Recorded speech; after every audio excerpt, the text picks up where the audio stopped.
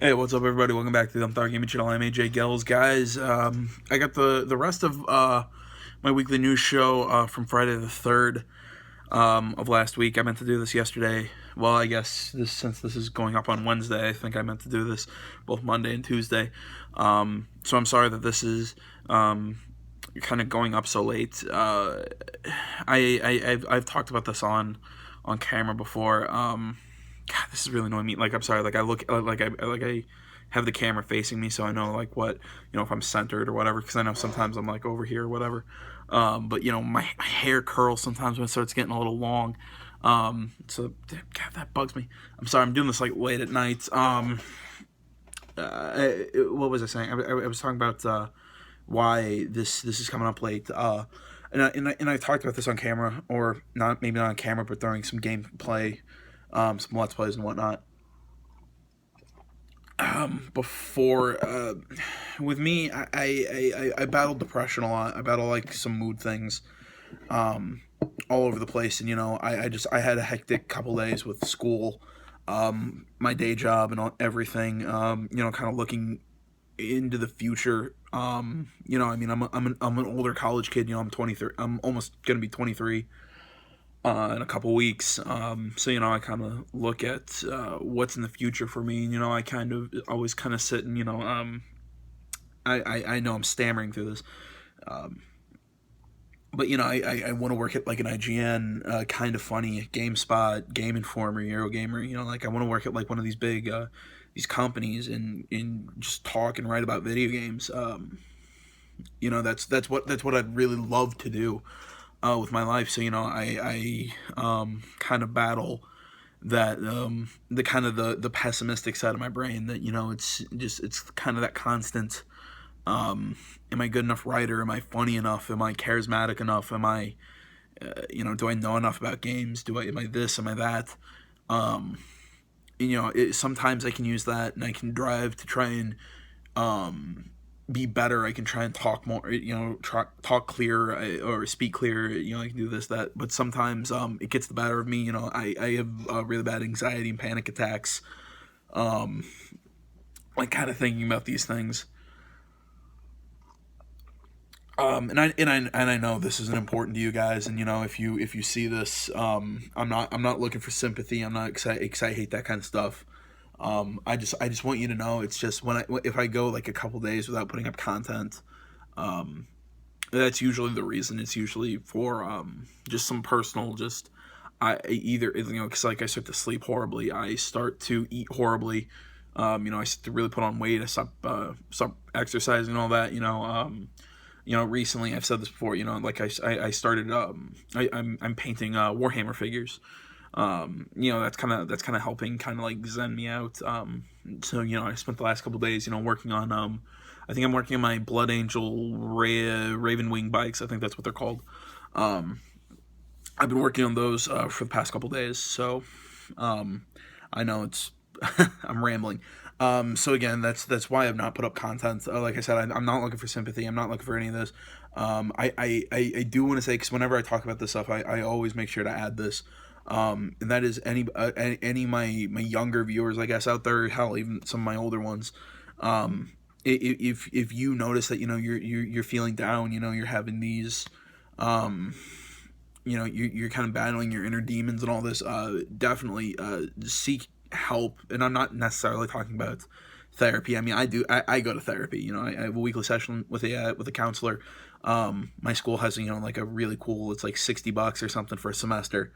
And I can, go meet with a counselor every week. It's a great service at my university. But I'm not just talking about something like that. I mean, I'm just talking. Go and speak with a family member, speak with a friend, speak with someone about all this kind of stuff. Because it's because don't be like me and don't let it kind of like sit deep down and kind of like fester, because it's really it's not good for you. Believe me, it's not good for you. But all right, now that I've rambled on for about 5 minutes on that stuff, I'm gonna start this week, not necessarily with the news, but I'm gonna talk about the Ghost Recon Wildlands closed beta that I got access to. I was playing that most of the weekend. You can check out some footage on the. I recorded 3 videos, but I only put up 2. The other one that I recorded, I just didn't think it was as good as the other ones. The first one I played solo for about 40-50 minutes.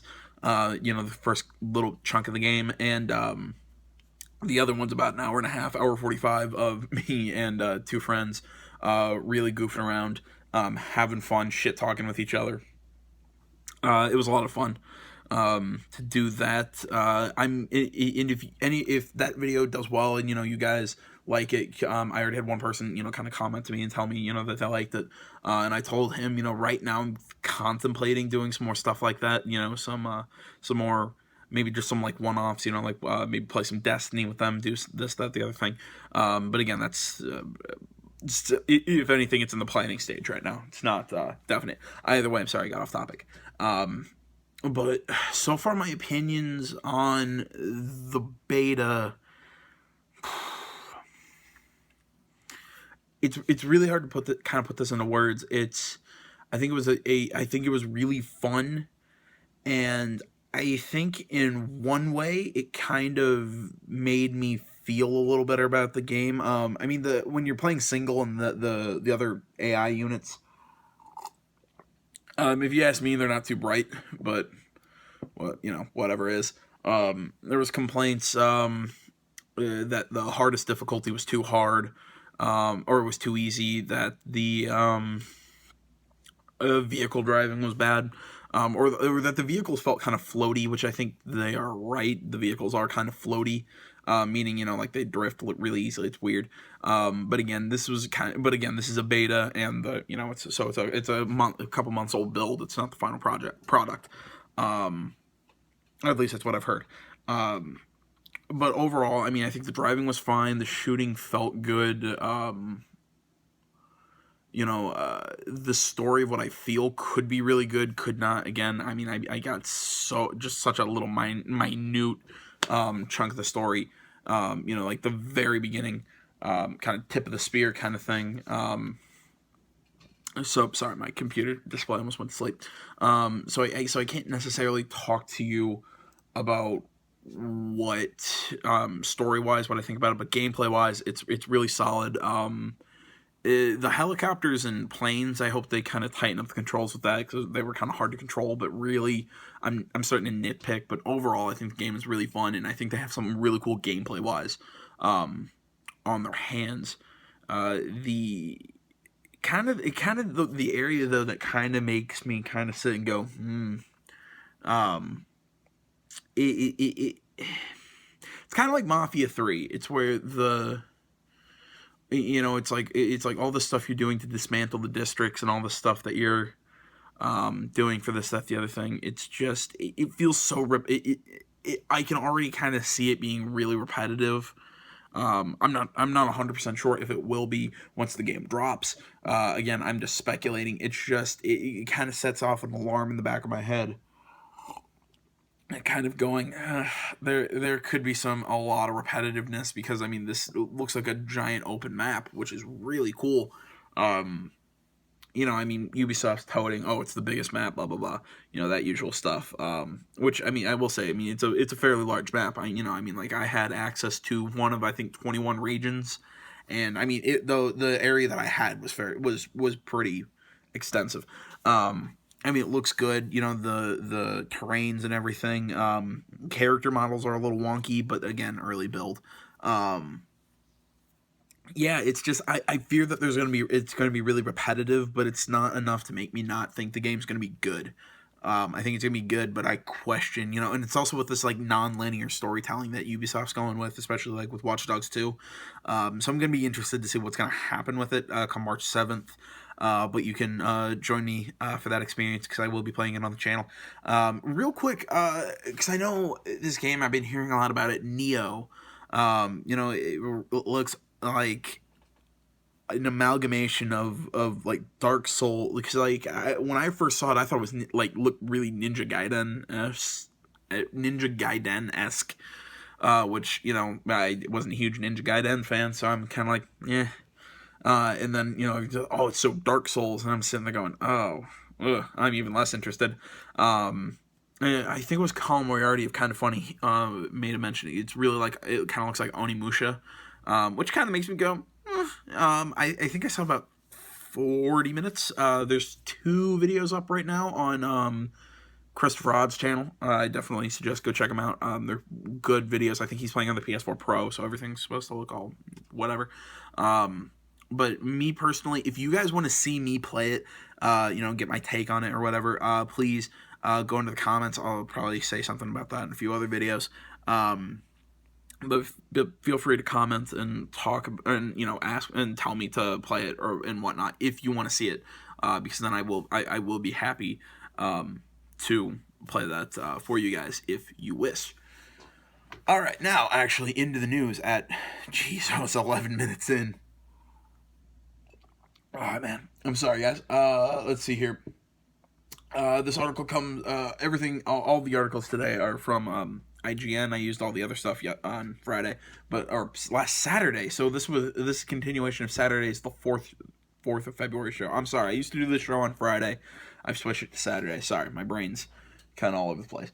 Let's see here. Article by Evan Campbell, IGN. The story reads: Sony will release a new PlayStation VR bundle later this month that includes Until Dawn: Rush of Blood. Unveiled on the PlayStation blog, the package is exclusive to GameStop and EB Games. The PlayStation VR Until Dawn: Rush of Blood bundle comes with the headset, camera, game, 2 Move controllers, and PlayStation VR demo disc. In addition, Sony is bringing back the PlayStation VR launch bundle next week. It's not exclusive to any store like the Until Dawn package. Both PSVR bundles will run $499 US, $699 Canadian when they release this month. For more, be sure, blah, blah, blah, IGN's coverage of the PlayStation VR. Personally, I've said this, I've not had a chance to play the VR. There's just not enough games in there to really draw me into buying it yet. I'm just not terribly interested because I like playing games on TV, and not this thing in front of my face. Plus, I've said this, I prefer a third-person game over a first-person game any day of the week. So again, it's just it's just my personal gaming taste right now. It isn't catering to that. So again, that's my opinion on VR. But I think that's a good bundle because it comes with everything. Just also the controllers and the camera and the Rush of Blood's supposed to be like a weird kind of like on the rails coaster game. It's weird, but definitely I think that's a good deal for the price. Next article, Alex Osborne of IGN. Let's see here. PS4 Pro Boost Mode will enhance some older games. Sony's forthcoming firmware update for PlayStation 4 reportedly includes a Boost Mode option for PS4 Pro users, improving the performance for games that don't already feature enhancements when played on Pro. The new game was discovered by beta testers for the System 4.50, or for System Update 4.50. Which also adds external hard drive support. Ooh, according to a screenshot taken by PSN user Mladen Tapavicki via Polygon. I have no idea. You can check the article in the link below. Right next to what this story is about. Let's see here. Boost Mode provides, and I quote, improved gameplay, including higher frame rates for some games that were released before the introduction of PS4 Pro. In parentheses, CUH 7000 series. End quote. Then above there's a screenshot of the thing on the PlayStation in the system menu. Let's see here. It appears the mode may not work with every game flawlessly, as users are told to turn the feature off in the event there is any, and I quote, unexpected behavior during gameplay, end quote. According to reports from those who've had hands-on time with Boost Mode, the new system setting will only provide a performance increase for games that don't have locked frame rates. For a look at the performance boost, this new feature reportedly, check out the comparison video from YouTube user Noel Anderson that offers a look at the Evil Within running with and without boost mode. PlayStation 4 Pro already, blah, blah, blah, blah, blah. Let's see here. There's an update to the article. A PlayStation representative has confirmed that Boost Mode is part of the PlayStation 4 system software 4.50 beta, and provided the following statement to IGN, and I quote, "Boost mode lets PS4 Pro run at a higher GPU and CPU clock speed for smoother gameplay on some PlayStation 4 games that were released before the launch of the PS4 Pro, and in parentheses, and has not been updated to support PS4 Pro, in parentheses." The quote continues, "Games that have a variable frame rate may benefit from a higher frame rate, and load times may be shorter in some games too." End quote. And I already read the original story. Again, I've said my opinions on the PS4 Pro. I don't have a 4K TV. I don't have a 4K TV. I just don't. So for me, plus, I'm not a super big graphics guy. I mean, as long as it looks relatively good, I don't care. It's just when stuff starts looking pointy and looking polygonal, that's when I have a problem with it. But again, that's not a different topic. But overall, I think the most interesting thing out of that was the talk of external hard drive support, which I think the PlayStation 4 is needed, especially because I'm playing on a base unit with 500 gig. Man, my voice is cracking a lot. I'm playing on a base unit with 400 or 500 gig. And that thing fills up. When I have so many games kind of going on at once, I have to delete my hard drive, blah blah blah, all this crap. So yes, I know you can insert in another hard drive and all this stuff, but I think it would even make switching units, because been thinking of selling this one and getting a new PlayStation 4. Probably one of the slims. Just to utilize some just the newer hardware. Plus, mine was old when I bought it, because again, I was cheap. I bought mine out of pawn shops. Man, it makes me feel cheap. Yeah, I also bought my PS Vita out of a pawn shop. Very worthwhile purchase. Either way, next article: Nintendo will add VR to the Switch if it can solve one problem. Sorry. Let's see. Article by Joe Scrubbles of IGN. I can't read. The article reads: Nintendo President Tatsumi Kimishima has explained that the company will add VR support to its upcoming Switch console if it can resolve the issue of comfort over long periods of use. Speaking to Nikkei, I'm going to guess a Japanese gaming site, Kimishima explained the company is studying how to implement virtual reality, but brought up its key concern in the process. And I quote, "If we are able to resolve the issue with playing VR comfortably for long hours, we will support it in one form or another." VR can suffer from a number of comfort-related issues, including simulated movement, nausea, eye strain, and the weight of the headset. Mario creator Shigeru Miyamoto has previously revealed that Nintendo has researched VR and has the, end quote, core technology, end quote, explaining that the company wants to release something that can, and I quote, be played for long periods of time, carries value, and is affordable, end quote. It even went so far as to patent a potential VR headset into which the base Switch tablet could slot. The Switch does arrive March 3rd, blah, blah, blah. Again, another that could be really cool if Nintendo can do it cheaply and at quality. It's just, that's the thing that I question, and I know people get on my back about this because I don't call Nintendo quality. And how to put this, and again, I don't want to slam Nintendo because they play really well with their base. They make very affordable stuff. It's just not as high powered as what a lot of other game consoles drop, which I think really hurts it in sales with the core gaming market. Again, I don't research. Give me a second. That's good. I don't research that. I don't. I haven't researched that. It's just from what I've seen. Heard just through the grapevine and sales reports and whatnot. I just don't. I don't actively research that. I probably should. Either way. Which is, it's how I see Nintendo. It's how I've always viewed Nintendo. I liked them a lot when I was a kid, but then kind of as I grew up and I started getting into a more, I don't want to say mature type of game, but you know what I mean, just more, because I feel like the gaming market and industry has kind of left Nintendo behind. and it's really sad to see Nintendo kind of lag behind, because I think Nintendo's trying to play a different game than everyone else, because which again, it makes sense because they're playing to a different market, but at the same time, but I think they lose out on the core majority of gamers. If that roundabout way of saying that makes sense, I don't know. Let's see here. In more Nintendo news, Nintendo cancels Project Giant Robot. Article by Alex Gileadev. Project Giant Robot, Nintendo's experimental Wii U game, has officially been canceled. The title, which never had an official name, wasn't included in Nintendo's latest earnings reports.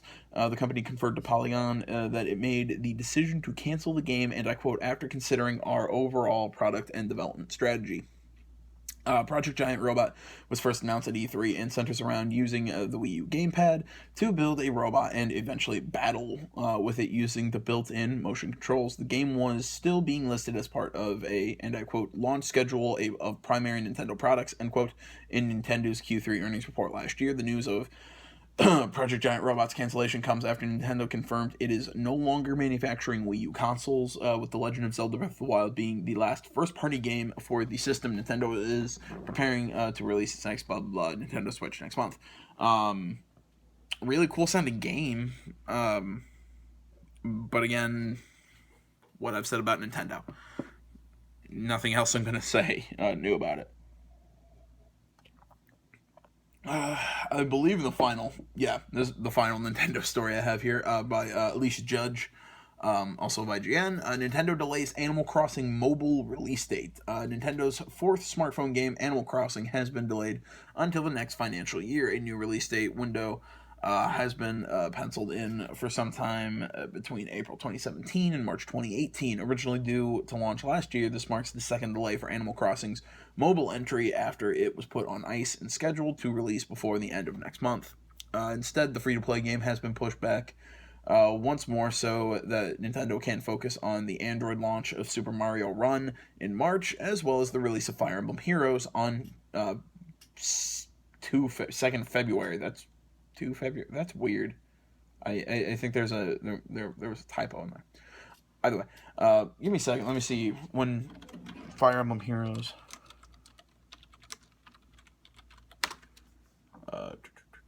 Fire Emblem Heroes. Yep. Okay. It was just written in an odd way. It's already it released on the 2nd. There we go. What server was on? There we go. Let's see. Yep. All right. Nintendo slipped the news into its financial earnings statement, saying, and I quote, "To accommodate the release and operation of these applications, we have revised the release schedule for Animal Crossing, which we had originally planned to release during this period. This title will be released during the next fiscal year," end quote. The mobile version of Animal Crossing has been designed so that it can, and I quote, or I'm sorry, not and I quote, so that it can connect with handheld and console versions of the game. Fire Emblem, meanwhile, is said to be a more accessible version of the wider role-playing strategy game. I don't know. I mean, I'm interested in playing Fire Emblem Heroes just because I like the setup of Fire Emblem. But I've never played an Animal Crossing game. Now, really, kind of it goes into it's one of my my blind areas of gaming news. I've never played the game. So anybody out there who knows about it, feel free to come tell me. Is it like Harvest Moon? Another game that I don't think I've actually played. I had friends who've played it and try and tell me how amazing it is. Anyway, on to another game, but actually the first one that I've never played and that people probably will really hate me for saying this. Psychonauts and the Rhombus of Ruin, PlayStation VR release date announced, and article by Andrew Goldfarb of IGN. Yes, I have never played the original Psychonauts on PS2. If anybody out there wants to get me a copy and mail it to me, hit me up in the comments, tweet at me, Facebook me, whatever, and I will give you an address to send that to, and I will play it and talk about it. And you can yell at me about how great the game is and blah, blah, blah. Oh, or I could probably just buy it on PS4 and do a Let's Play for it. I might do that. Either way, like I said, an article by Andrew Goldfarb. The article reads, Double Fine has announced, not produced, that Psychonauts in the Rhombus of Ruin, that's such a weird name, will be released for PlayStation VR on February 21st, day after my birthday. Sorry.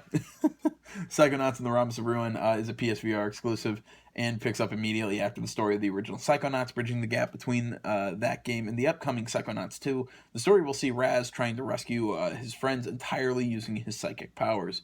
PSVR players see the world in first person through the eyes of Raz, plus as other players via the power of clairvoyance. Raz will use the powers including telekinesis and pyrokinesis. Psychonauts and the Rhombus of Ruin was first announced back in 2015. Separately, Double Fine has also announced Psychonauts 2, successfully funded on Fig. The original game is currently available on PS4 as a PS2 classic. I might do that. Play that on the channel. That might be interesting. Next story. Final Fantasy 12 Remastered gets a release date. Article by Matt Porter of IGN. Final Fantasy 12, the Zodiac Age, the remaster of 2016's PlayStation 2 game, is due for release on July 11th on PS4. The announcement came during the Final Fantasy 30th anniversary opening ceremony event in Tokyo. July 11th is the date for North America and Europe, while Japan will have to wait an extra couple days until July 13th. The world of Ivalice, hopefully I pronounced that correctly, in Final Fantasy XII will feature upgraded graphics, and Western players will be able to use the Zodiac job system, a 12-job character progression system, which was only included in the original release in Japan. Ooh. Other upgrades include a remastered soundtrack, the addition of 7.1 surround sound, auto-saving, faster loading times, in a trial mode, which sounds like you'll be taking on all types of monsters in successive battles. The Zodiac Age was first announced back at E3 of last year. I'm super stoked for this, and I'll probably be buying this. People hate me probably. I get a lot of shit for this when I say Final Fantasy 12 was not that bad. I still prefer the the more turn-based system. 10 was my personal favorite. I'm not a huge fan of how they kind of morphed into an action game. Although 15, I will say, was a really good game. Really fun. I like the characters, the gameplay. It's just the story was kind of weird, which I guess kind of leads me into the next story. But I want to talk more about Final Fantasy 12 real quick before I get into this. I'm sorry. I love Final Fantasy 12. Or, you know what I mean. Actually, I think that's one I've never beaten. I kept getting stuck on parts, and I've just never gone back to it. But no, the game is really cool. In its own way. I think it had its new because I think it kind of tried to push it in this more action oriented as opposed to kind of the turn based system. I like the characters. I thought the art at the time was really beautiful. The game was kind of weird, and it turned a lot of people off. And then 13 came out, and so many people love 13, and I hated 13. I hated the crap out of that game. Either way, if you guys watch this enough, my gaming tastes are usually really weird. Either way, now continuing on with what I was saying, Final Fantasy 15's controversial Chapter 13 is getting updated in March. Article by Alex Osborne of IGN. An update for Chapter 13 of Final Fantasy 15 will release on March 28th, Square Enix has announced.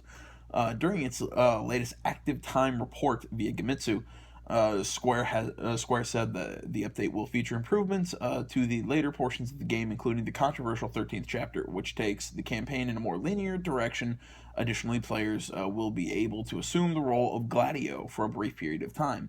Alongside this update, Final Fantasy 15, first piece of character-focused DLC dubbed Episode Gladio, will also release on March 28th. The second episode, focused on Prompto, will be out sometime in June. Before that time, on February 21st, the game is getting several other enhancements, including PS4 Pro support to allow for up to 60 frames per second play, limited time quests, as well as level cap raise to 120, and photo capacity bump to 200 will feature too. You'll also be able to use the music player while riding a chocobo.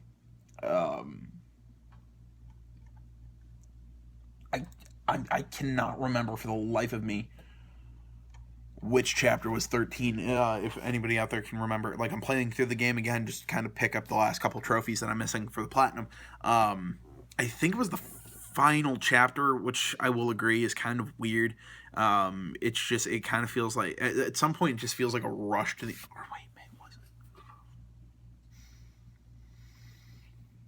it? I can't remember for the life of me. Again, it's just it's rattling around somewhere in my head. I cannot remember for the life of me which chapter was 13. But yeah, at a certain point, I'm not going to spoil the game if you haven't played it yet. At some point, the game just does take this kind of like this weird. It's just, it starts funneling you down one path, and then like we find something really bad happens to one of the characters, and it's just this, that, and then we age 10 years or a couple. I don't know how many years. I think it was 10. It leads to the very end of the game. Again, a really fun game, but kind of the ending was a little weird to me. I'm sorry, I had to finish that. Maybe not the ending of the game, but like the ending, like couple hours was just it didn't feel like the rest of it. It felt like it kind of like really shifted tone. Either way, hopefully we'll see the fix and see what happens. Next article, a Splinter Cell producer on whether Assassin's Creed box office will affect movie, making it different from Bond and Bourne. Article by Evan Campbell of IGN. There's been a Sam Fisher-like silence regarding the Splinter Cell movie lately, but it's still happening with Tom Hardy. Cool. The Splinter Cell producer Basil Iwanek, I don't know, Iwanyk. Feel free to correct me. Opened up about the project with Collider. He confirmed that Assassin's Creed domestic box office woes haven't impacted the film, and there's a screenplay waiting for Hardy's approval. And I quote, "We've got a script," Iwanek said, and I quote, "It's a little long, but it's the best script we've had. This draft kind of addresses Tom's notes. We're going to give it to Hardy in the next couple of weeks and hopefully try to get it done this year." Regarding the storyline, Splinter Cell probably won't feel like a video game adaptation. The challenge of, and I quote, "The challenge of making Splinter Cell interesting was we didn't have this IP with a very specific backstory," end quote, said Iwanek, and I quote, "That allowed us to make up our own world and really augment and fill out the characters. I think it'll feel like a badass Tom Hardy action movie, which is what we wanted," end quote. And Iwanek doesn't expect Splinter Cell to follow in the footsteps of Bond or Bourne movies either, and I quote, "The good and the bad news is that obviously the Bond movies have had a resurgence, and the Jason Bourne movies are the Jason Bourne movies. So we're trying to stay away from those movies in terms of tone, in terms of bad guys, in terms of setting," he said. End quote, he said. There's no release date yet for Splinter Cell. Okay, one, I thought Splinter Cell had a set backstory. I know like the last two are a little weird. Conviction and then Blacklist kind of played around with some weird stuff, and the character Sam looked really different. Conviction was okay. I really liked Blacklist. Was it Blacklist? I can't remember the other one's name. It was a really fun game. Again, I feel really bad because I didn't go see the Assassin's Creed movie when it was in theaters. It was just a time thing. I was on break with my family. I just never got around to going to the theaters and just leaving my house. But yeah, I mean, it doesn't surprise me that the AC movie didn't do well through the box office. I was kind of sitting here. I was kind of looking at that going, I want it to do well. It's probably not. And with this, from what they were talking about, again, I don't like how they're, it's going to be an action game, because I have never seen Splinter Cell to be an action game. I've seen it kind of be like a Western version of Metal Gear Solid, and I know that sounds weird because Metal Gear Solid, you play Snake, who is an American, but again, it's made by Hideo Kojima and the Japanese, so it's kind of their tone is a little weird. I don't want to say it's kind of cartoony and over the top, but it is really different than kind of how Splinter Cell is more kind of like spy drama. Which again, I wouldn't call the Bourne movies spy drama. I'd call it an action film. So again, I don't know. We'll have to wait to see what the movie does when it drops. But again, there's some information. All right, now to talk about a game that everybody loved. Mafia 3 story expansions detailed. Article by Marco Passalacqua of IGN. Article reads, Mafia 3 will get 3 paid story expansions, with the first arriving in March. Developer Hangar 13 has announced. Faster Baby will center around Lincoln as he, and I quote, joins forces with Roxy Laveau, a sister-in-arms out to take down a corrupt sheriff terrorizing civil rights activists, end quote. According to Hangar 13, the first expansion, which promises, and I quote, fast cars, dramatic chases, and epic stunt driving, end quote, is set to release at the end of March and will introduce a new part of New Bordeaux. We have a kind of a look at the there's a little graphic picture, whatever, showing the other when everything will be dropping. There we go, words. The second expansion, Stones Unturned, is set to release in May and sees Lincoln team up with a CIA agent named John Donovan to settle a rivalry. God. That and I quote, that began in the war-torn jungles of Vietnam, end quote. Finally, Sign of the Times is due out in July and will follow Lincoln as he agrees to take down a cult responsible for striking for a string of religious killings. The expansion will take players, and I quote, from the dark heart of the old bayou to the drug-ridden counterculture of the inner city, end quote. All three expansions are included in the Mafia 3's season pass, and although Hangar 13 gave release windows for each, the developer stresses that precise dates may shift. Again, everybody, yada yada yada. Yes, Mafia 3. Gameplay, kind of monotonous, really kind of repetitive, but I really, really, really like the story and the writing for that game. I think that's where the game really shined. So I think with these story expansions, maybe we'll see something really cool. I'll probably play all 3 of them if I remember, because I bought in and bought the season pass. I'll be interested to see what's going to happen and where they fit into the story. Like, are they just like new places in the middle, or did they take place after the game? Because that might be weird. Either way, anyway, I get to see more John Donovan. He was my favorite character. Nothing against Lincoln. Lincoln was great. Vito was great. Cassandra, Burke, all them, they were cool. But I like John Donovan. Because I like the kind of just the craziness of the CIA guy in the very end. That last scene. I'm a conspiracy theorist. I love it. It's one of the conspiracy theories that I truly believe in. It was really cool, and I really hope we might see a game about all that later on. Either way, it's neither here nor there. Just some weird rambling on my part. Let's see here. FIFA 18 will feature The Journey Season 2. Article by Alex Osborne of IGN. The story mode introduced in FIFA 17, The Journey, will make a return in FIFA 18 with a second season, Electronic Arts has confirmed. During its Q3 2017 earnings call transcribed by Seeking Alpha, EA CEO Andrew Wilson announced that, and I quote, FIFA 18 will build on the foundation we created with story mode this year. Bringing players back to the journey with Season 2, featuring new characters and new storylines, end quote. FIFA fans were introduced to the journey with FIFA 17 released last September. Read IGN's FIFA 17 for how fast, blah, blah, blah, blah, blah. Wilson then went on to say that their studio in Vancouver is working to create, and I quote, deeply innovative new experiences, end quote, with this year's release, and specifically mentioned Ultimate Team, according to the EA exec. The studio is striving to make this, and I quote, the most emotionally immersive and connected FIFA, end quote, the publisher has ever released. In addition to FIFA 18, Electronic Arts announced that a version of its popular sports franchise is also headed to Nintendo Switch, end quote, later this year. Details on the title will be provided at a later date, but according to EA's Patrick Sutherland, the game will provide and I quote, experience custom built for Nintendo Switch. The FIFA 17, I really liked the journey. I thought it was cool.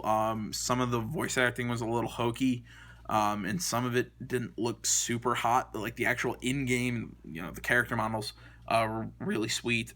Sorry, my voice. But it's kind of weird. It's like the character models look really good, but then, they're driving around in cars, and the cars look kind of shitty. But overall, no, I think it's going to be cool. I liked the journey, and be interested to see what they can do with another one. Let's see here. Bioware bringing out new IP before March of 2018. This is the final story I will be talking about. Article by Lucy O'Brien of IGN.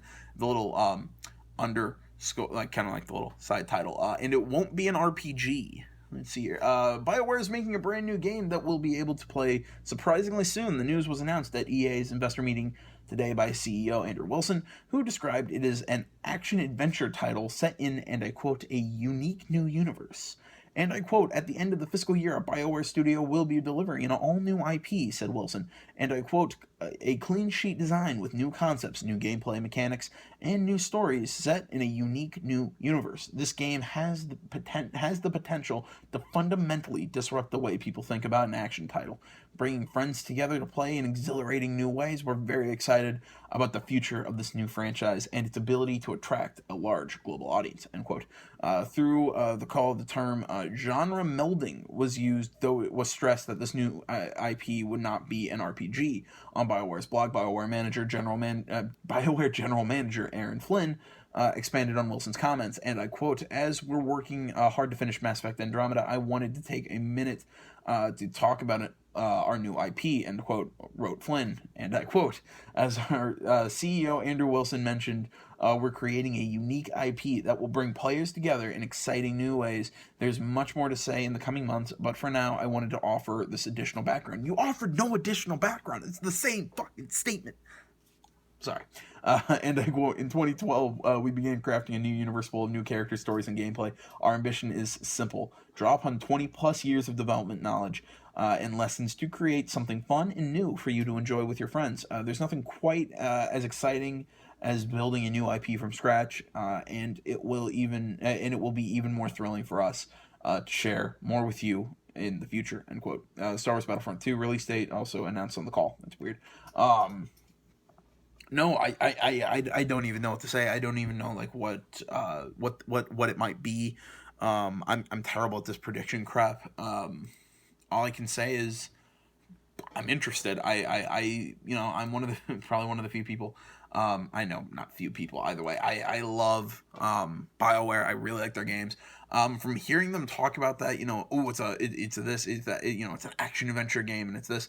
I'm like, okay, so it's I'm gonna say it's gonna be an action adventure game with some RPG elements, because there's no way they're gonna break. They're talking the way they were talking about it, that they're gonna break away 100% from RPG. But I don't think it's gonna be a flat out RPG. I think it's gonna be more action adventure focused. I don't know. Who knows? I could be talking out of my ass.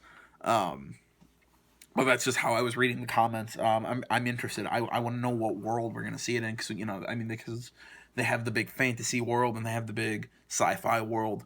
Typical genres that we see are the big apocalyptic thing. So who knows? But I doubt it's probably gonna be apocalyptic. I have no fucking clue what it's gonna be. All I can say is, like I said, I'm excited to see what BioWare is gonna do with it. I trust them. They're a good studio. EA, again, I know everybody, EA, blah, blah, blah. Whatever. Again, I'll judge each game individually. And again, like I said, I like BioWare's products. So, I don't know. Let's see what they do. It was kind of weird to hear them talk about that new way to play with friends. So maybe we're going to see some more multiplayer focused stuff, but I don't know. Either way, that's all I had for the news this week, guys. Come back Saturday. I will be talking about all new news that happened this week. Like I said, I'm sorry that the show had to be pushed back so far just because of personal things. I hate doing that to you guys, but it's just sometimes it's how it works. So thank you so much for watching, everybody. Remember, you can find me on Facebook, Twitter, the website. It's all down in the description below. And remember to like, comment if you're not already. Please help the channel grow by subscribing. So stay tuned for more and all that. So until next time, guys, I'm AJ Gels, the Untitled Gaming Channel. Thanks for watching. I'm out.